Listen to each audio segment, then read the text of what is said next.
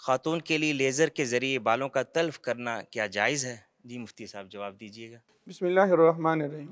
دیکھیے، عورت کے لیے لیزر کے ذریعے بالوں کو ختم کروانا، اس حوالے سے یہ ذہن میں رکھیں، جو تو اضافی بال ہیں، جو خاتون کو جن بالوں کو دور کرنے کی اجازت ہے، مثلا بغل کے بال ہیں یا چہرے پہ اضافی بال آ جاتے ہیں یا موئے زیر ناف بال ہیں، تو وہ کرنا چاہے تو شرعاً اس کی کوئی ممانعت نہیں ہے، وہ کر سکتی ہے۔ یہ بسا اوقات ہمارے لوگوں میں مشہور ہے کہ عورت لوہا استعمال نہیں کر سکتی، شرعاً ایسی کوئی پابندی نہیں۔ جیسے مرد عورت دونوں کے لیے مقصود ہے صفائی کرنا، وہ جس طریقے سے ٹیوبز، کریمز، لوشن استعمال کریں یا کوئی لوہا وغیرہ، شرعاً اس میں کوئی پابندی نہیں۔ تاہم لیزر چونکہ ایک جدید ذریعے سے ہوتا ہے، تو اس حوالے سے خاتون کو کسی ماہر ڈاکٹر سے پہلے مشورہ کر لینا چاہیے، کہیں ایسا نہ ہو یہ کروانا اس کی جلد کے لیے نقصان دینا ہو جائے اور پھر بہت زیادہ خطرات لاحق نہ ہو۔ اور قرآن مجید میں رب العالمین ارشاد فرماتے ہیں وَلَا تُلْقُوا بِأَيْدِيكُمْ إِلَى التَّهْلُكَةِ، اپنے آپ کو ہلاکت میں مت ڈالو، محض یہ تھوڑے فائدے کے لیے بڑا وہ نقصان نہ کر لے۔ ہاں، اگر ڈاکٹر کہتے ہیں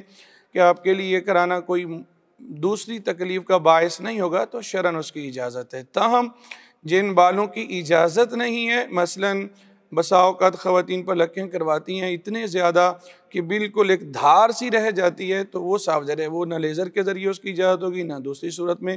ہاں، چہرے پہ اضافی بال آ جاتے ہیں یا ماتھے کے اوپر بہت زیادہ بال آ جاتے جو اس کی خوبصورتی کے لیے عیب بنتے ہیں، تو اس کی اسے اجازت ہوگی، وہ ایسا کروا سکتی ہے۔ مفتی صاحب، یہ ایک سوال ذہن میں آتا ہے، بعض خواتین بھی کہتی ہیں جی ہمارا خاوند اس بات کو پسند کرتا ہے کہ تم بالکل باریک سا وہ ایک دھاری، جس طرح آپ نے فرمایا کہ وہ جائز نہیں ہے، تو اگر خاوند کے لیے ایسا معاملہ کرتی ہے تو اس کی اجازت ہوگی یا؟ دیکھیے، اللہ کے پیارے نبی علیہ السلام نے فرمایا لا طاعۃ لمخلوق فی معصیۃ الخالق، جہاں رب العالمین کی نافرمانی ہو رہی ہوتی ہے وہاں مخلوق کسی بندے کی اس معاملے میں بات نہیں مان سکتی۔ تاہم خاتون کو بھی ایک حکمت عملی سے اپنے شوہر کو اس باور کروانا چاہیے کہ ٹھیک ہے، اگر میں آپ کی بات مانتی ہوں اور میرا اللہ میرے سے ناراض ہو گیا تو ہم دونوں کے لیے پریشانی کا باعث ہے۔ اور شوہر کو بھی چاہیے کہ خواتین اس کے لیے باقی کتنے معاملات کر رہی ہے، جیسے وہ چاہ رہا ہے اس کے لیے ساری زیب و زینت ہو رہی ہے، تو اس معاملے میں جس طرح وہ اپنی آخرت کے لیے بہتر سوچتا ہے کہ اسے نہ دنیا میں کوئی پریشانی ہو نہ آخرت میں، تو کم از کم خاتون کے لیے بھی سوچے۔ قرآن کہتا ہے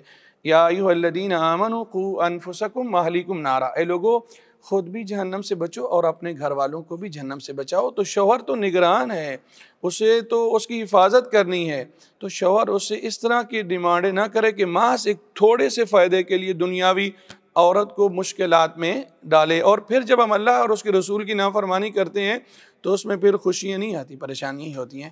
تاہم اس حوالے سے بال آپ لیزر کے ذریعے خواتین کروا سکتی ہیں، لیکن اس میں شرعی چیزوں کا خیال رکھا جائے۔ بسا اوقات پورے باڈی کی جب بال صاف کروا رہے ہوتے ہیں تو یہ صاف ظاہر ہے وہ خاتون خود نہیں کر رہی ہوتی، لیزر کے ذریعے دوسری خواتین ہوتی ہیں، یا بسا اوقات ہم تو اسے معافی چاہتے ہیں مرد حضرات سے بھی اس طرح کی چیزیں کروائی جاتی ہیں۔ تو دیکھیے، خاتون کے لیے بھی خاتون کا وہ ایریا یعنی ناف سے لے کر گھٹنے کے یہ جو درمیانی ایریا ہے وہ نہیں دیکھ سکتی، اور یہ محض فائدہ ہے، جو اجازت ہے نا وہ بندہ مشکل میں ہو، مصیبت میں ہو، اور جیسے آپریشن وغیرہ ہے اس کی اجازت ہوتی ہے۔ تو یہ محض ایک چھوٹے سے فائدے کے لیے جس میں ہم جلب منفعت کہتے ہیں، محض ایک نفع کے لیے جس میں کوئی بہت زیادہ مجبوری نہیں، تو کسی خاتون کو بھی اپنی ایریا نہیں دکھا سکتی ہیں۔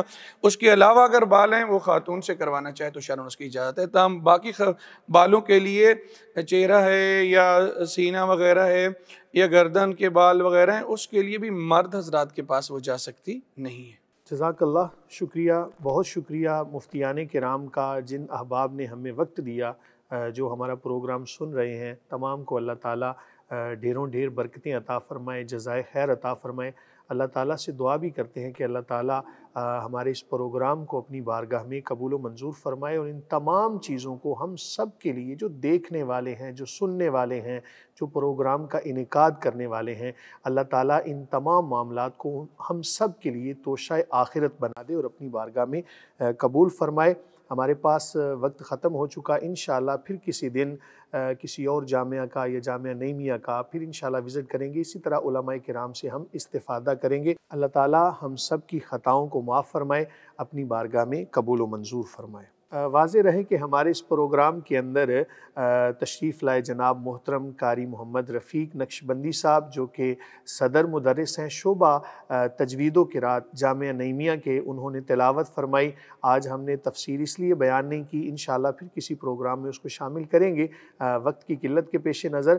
اس کے علاوہ ہمارے پاس قاری محمد ارشد تہامی صاحب، انہوں نے حمد باری تعالیٰ اللہ تعالیٰ کی بارگاہ میں پیش کی۔ ساتھ ہی قاری محمد رفیق نقشبندی صاحب، انہوں نے نعت رسول مقبول صلی اللہ علیہ وآلہ وسلم پیش کی۔ قبلہ ڈاکٹر راغب حسین نعیمی صاحب نے ہمیں جوائن کیا، خصوصی ٹائم دیا، بہت شکریہ۔ اسی طرح مفتی محمد مدنی سعیدی صاحب وہ تشریف لائے، مفتی محمد عارف خورشیدی نعیمی صاحب، تمام مفتیان کرام کا دل کی اتھاہ گہرائیوں سے شکریہ ادا کرتے ہیں کہ انہوں نے ہمارے لیے خصوصی وقت نکالا۔ اللہ تعالیٰ تمام کو جزائے خیر عطا فرمائے اور سننے والوں کے لیے بھی اس پروگرام کو نافع بنائے، کیونکہ حدیث مبارکہ میں حضور نبی کریم صلی اللہ علیہ وآلہ وسلم فرماتے ہیں، جس کا مفہوم ہے کہ جب انسان دنیا سے چلا جاتا ہے تو اس کے اعمال منقطع ہو جاتے ہیں، لیکن 3 چیزیں ایسی ہیں کہ جو قبر میں بھی اس کے کام آنے والی ہیں۔ ان میں سے پہلی چیز کہ جو صدقہ جاریہ کے طور پر کوئی کام اس نے کر دیا، کوئی چیز وقف کر دی، کوئی مدرسہ بنا دیا، کوئی مسجد بنا دی، اس کے علاوہ اور بھی کوئی ایسا عمل کر لیا۔ ساتھ ہی فرمایا کہ ایسا علم کہ جو علم نافع ہے، جس سے لوگوں کو فائدہ ملتا رہتا ہے، لوگ اس سے نفع حاصل کرتے رہتے ہیں، یقیناً یہ علم نافع ہے۔ اللہ تعالیٰ ہم سب کے لیے یہ توشہ آخرت بنائے۔ اور تیسرے نمبر پر حضور نبی کریم صلی اللہ علیہ وآلہ وسلم نے فرمایا، جس کا مفہوم ہے کہ نیک اولاد جو اس کے لیے دعا کرتی ہے، اس کا فائدہ بھی اسے قبر میں ملتا رہتا ہے۔ ان تینوں اشیاء پر غور ضرور کیجئے گا کہ ہم نے ایک دن دنیا سے چلے جانا ہے، لیکن کوئی نہ کوئی ایسا عمل ضرور کر کے جائیں کہ قبر میں بھی ہمیں اس کا فائدہ پہنچتا رہے۔ تمام دیکھنے والوں کا بہت شکریہ۔ آپ احباب اپنے سوالات ہمیں بھیج سکتے ہیں سکرین پر دیے گئے نمبرز کے ذریعے۔ اس کے علاوہ آپ سوشل میڈیا پر بھی ہمیں جوائن کر سکتے ہیں، اپنے سوالات وائس نوٹ کے ذریعے آپ ہمیں بھیج سکتے ہیں، آپ لکھ کے بھیج سکتے ہیں، لیکن یاد رکھیں کہ جب آپ وائس نوٹ کے ذریعے سوالات بھیجیں تو کسی ایسی جگہ کا انتخاب کریں کہ جہاں پر شور نہ ہو۔ آپ کے مسائل کلیئر طور پہ اگر ہمارے پاس آئیں گے تو ہم واضح طور پہ ان کا جواب دے سکیں گے۔ تمام دیکھنے والوں کا بہت شکریہ، اور جنہوں نے وقت دیا ان کا بھی بہت شکریہ۔ وما علینا الا البلاغ۔